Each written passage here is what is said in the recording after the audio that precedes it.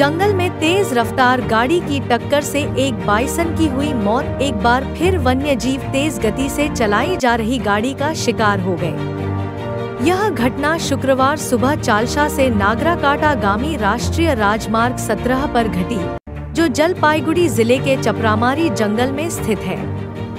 स्थानीय सूत्रों के अनुसार आज सुबह घने जंगल से निकलकर एक बाइसन संभवतः सड़क पार कर रहा था, तभी तेज गति से आ रहे एक मारुति वाहन ने विशालकाय जंगली जानवर को टक्कर मार दी।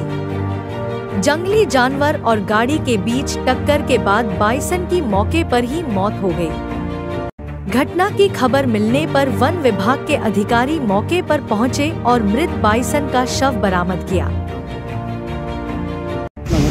কুড়িয়া মোড়টা পার হয়ে 1 কিলোমিটারের মধ্যেই হয়েছে। কি হয়েছে? চালসা একটা শুনলাম একটা ওমনি গাড়ি নাকি একটা বাইক থেকে বেরিয়ে দিয়েছে। ওমনি গাড়ি হচ্ছে ড্যামেজ হয়ে গেছে। আচ্ছা, বাইকটা মারা গেছে। কিভাবে হলো? মানে গাড়িটা কি ওভার স্পিড ছিল? কোথা থেকে?